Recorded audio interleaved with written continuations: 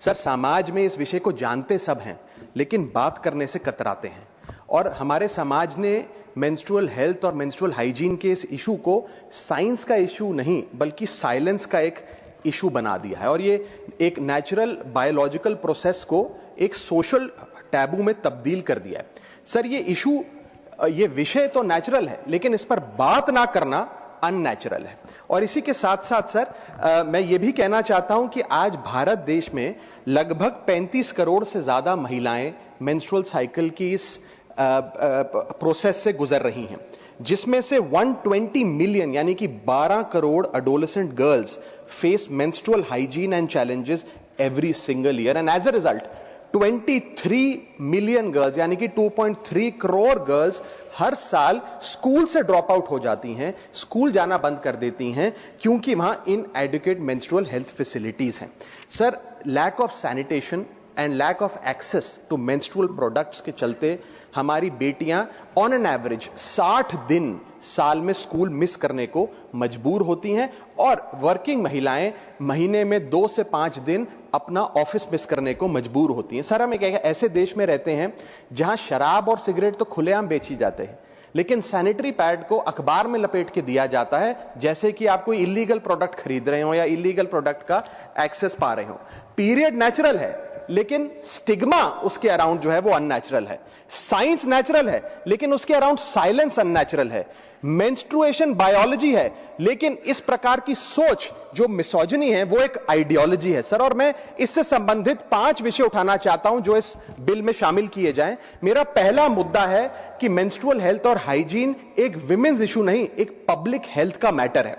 Sir, एक सर्वे बताता है कि मेंस्ट्रुअल हाइजीन के चलते लगभग 91.7% महिलाएं किसी न किसी प्रकार की एक बीमारी का शिकार होती हैं, जिसके चलते वे डॉक्टर के पास नहीं जा पाती हैं, क्योंकि एक सोशल स्टिग्मा इसके अराउंड अटैच कर दिया गया है और फीमेल डॉक्टर्स की कमी रहती है। सर, पीरियड और मेंस्ट्रुअल साइकिल के चलते 3 प्रकार की बीमारियां महिलाओं में देखी जाती हैं। पहली है रिप्रोडक्टिव ट्रैक्ट इंफेक्शंस, दूसरी है increased risk of cervical cancer, और थर्ड है सर यूरिनरी ट्रैक्ट इंफेक्शंस। इन इंफेक्शंस को ना असेस किया जाता है और ना इन बीमारियों का इलाज किया जाता है, क्योंकि ये एक सोशल टैबू और स्टिग्मा हमारे देश में बन गया है। 2024 की NIH का स्टडी बताती है सर कि 16 राज्यों में जब सर्वे किया गया तो उसमें पाया गया कि 14.3% of the girls saw treatment from health professionals for menstrual problems, यानी कि 100 में से मात्र 14 लड़कियां ही, बच्चियां ही डॉक्टर या अस्पताल जा सकी, क्योंकि वे राघव जी बहुत इंपॉर्टेंट चीज आप बोल रहे हैं जी। पर इसे बिल से जोड़कर, बिल है, मैं सर इसमें अभी आने वाले समय में रिकमेंडेशंस दूंगा, मैं एक एक करके आ रहा हूं, मैं बिल्कुल जोड़ूंगा, बिल्कुल, मैं भली भांति जानता हूं क्या विषय है सर बिल का, अब चिंता ना करें, मैं जोड़ूंगा। इसी के साथ साथ सर 3-4 प्रकार की अहम बीमारियां हैं जो मेंस्ट्रुअल साइकिल, जो महिलाएं जिस दौर से गुजर रही होती हैं उनमें देखी जाती है, जैसे कि एंडोमेट्रियोसिस, PMDD, PCOS, और ये तमाम बीमारियां अनडायग्नोज्ड रह जाती हैं क्योंकि इनसफिशिएंट क्लिनिकल ट्रेनिंग है और इसे एक टैबू माना गया है। दूसरा विषय है सर, ये विमेन्स इशू नहीं बल्कि एक एजुकेशन का इशू है, जिसके चलते 60% बेटियां अपने पीरियड्स के दौरान स्कूल से एब्सेंट हो जाती हैं या स्कूल छोड़ने पर मजबूर हो जाती है, और खास तौर पे ये रूरल एरियाज के स्कूल्स में देखा जाता है। सर, टॉयलेट होना एक चीज है, लेकिन यूजेबल टॉयलेट होना एक और चीज है, इसमें बहुत फर्क है। और यदि टॉयलेट में पानी नहीं, प्राइवेसी नहीं, सोप नहीं, डिस्पोजेबल बिन नहीं और सैनिटरी पैड्स नहीं, तो वो टॉयलेट नहीं, मात्र एक कमरा है।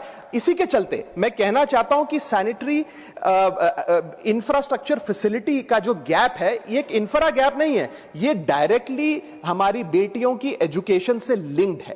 थर्ड प्रॉब्लम है सर कि ये विषय विमेन्स इशू नहीं बल्कि एक डिग्निटी का इशू हमारे देश में बन गया है। Sir, everyday we see realities and cultural stigmas, और मैं कुछ स्टैटिस्टिक्स के आधार पे आपको बताना चाहता हूं कि डीप रूटेड कल्चरल टैबूज और रिलीजियस नोशंस के चलते जो महिलाएं अपने पीरियड से गुजर रही होती है, उन्हें एक इम्प्योर या अशुद्ध कहकर किनारे कर दिया जाता है, उन्हें किचन में प्रवेश नहीं करने दिया जाता, बहुत जगहों पे उन्हें सामाजिक फंक्शंस में नहीं आने दिया जाता है, और 33% ऑफ द विमेन, एक सर्वे के मुताबिक उन्होंने ये रिपोर्ट किया that they had no knowledge about menstruation before their first period arrived. यानी कि 1/3 महिलाएं ऐसी हैं जिन्हें अपने पीरियड के बारे में जानकारी भी नहीं थी कि ऐसी कोई चीज होती है, क्योंकि लैक ऑफ एजुकेशन है, एक सोशल टैबू है, एक स्टिग्मा है।